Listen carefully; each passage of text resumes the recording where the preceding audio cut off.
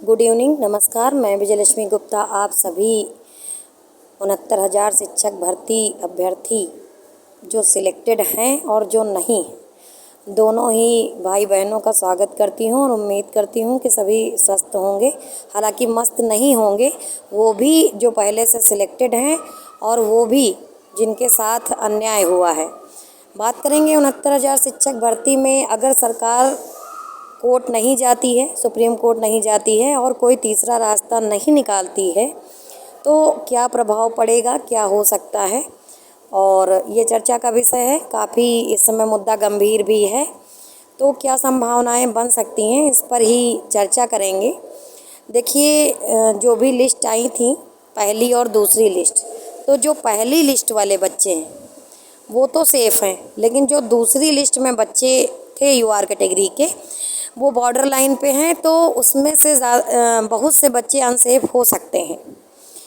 और जाहिर सी बात है, अगर वो अनसेफ हैं, अगर बाहर होते हैं, तो उनके जगह पे नया कैंडिडेट जो बेरोज़गार था और भर्ती में घोटाले के चलते उसको सीट नहीं मिली थी, तो अगर सब कुछ ठीक रहा तो वो सीट पा सकता है।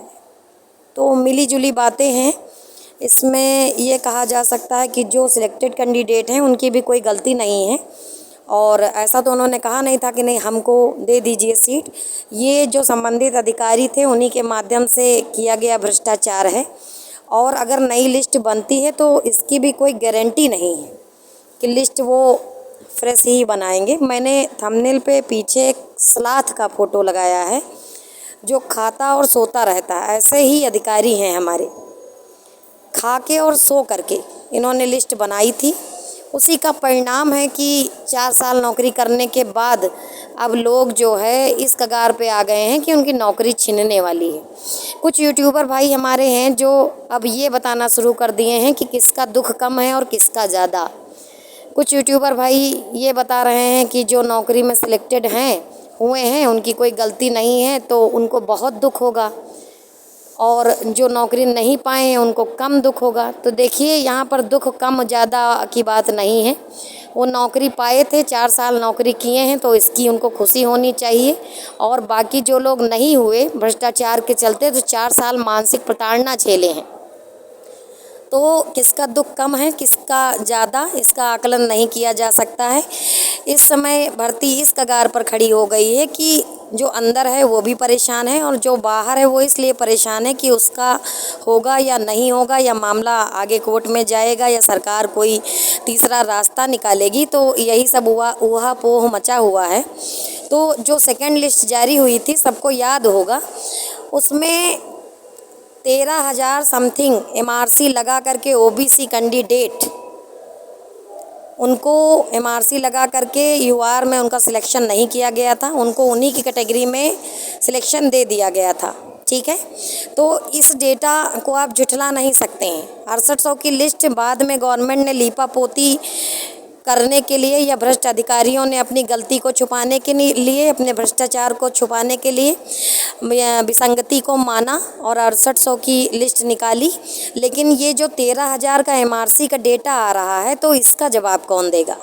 अगर मोटा मोटा जोड़ लिया जाए, ठीक है, 19,000 अतिशयोक्ति होगी कि 19,000 आरक्षण घोटाला नहीं हुआ है, मान लेते हैं, लेकिन 13,000 बच्चों पर ओबीसी में एमआरसी लगाई गई और समथिंग 2,000 बच्चे ऐसे होंगे एससी के जिन पर एमआरसी लगाई गई, तो 15,000 तो सीधे सीधे ऐसे ही हो गया। इस डेटा को आप कैसे झुठलाएंगे?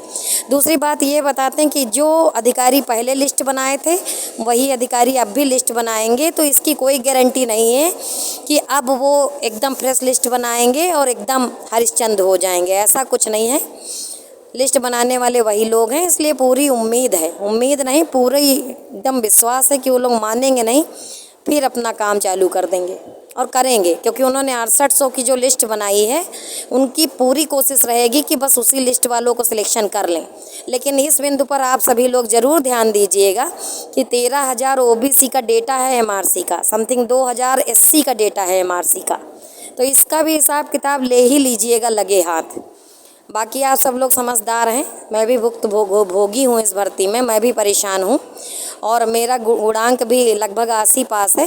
फिर भी मैंने अगली उसकी परीक्षा की तैयारी कर करके और मैं सोच रही हूँ कि मेरा दूसरी जगह सिलेक्शन हो जाए। इस शीशा लेदर में मैं भी पढ़ना नहीं चाहती हूँ, क्योंकि कोई भरोसा नहीं है कि इस बार ये लोग बहुत ही ईमानदारी पूर्वक लिस्ट बनाएंगे, क्योंकि अधिकारी वही हैं, वही अधिकारी दोबारा लिस्ट बनाएंगे। तो जाहिर सी बात है, जो पहले भ्रष्ट थे अब वो सुधर जाएंगे, इसकी कोई उम्मीद नहीं है।